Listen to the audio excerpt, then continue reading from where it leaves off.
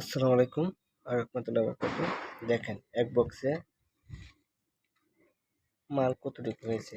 আজকে তাদেরকে আমি এই চালে দিয়ে চাললাম, চালার পরে দেখেন মালের অভাব নেই ইনশাআল্লাহ। কতগুলো মাল হয়েছে, এগুলো হাঁস মুরগি খাওয়ানোর জন্য।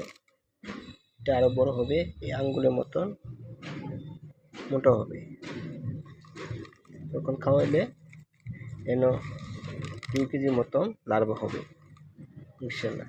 এখন এখানে আছে 1 কেজি মতন। দেখেন এই এগুলো বিক্রিও করা হয় সারা বাংলাদেশে।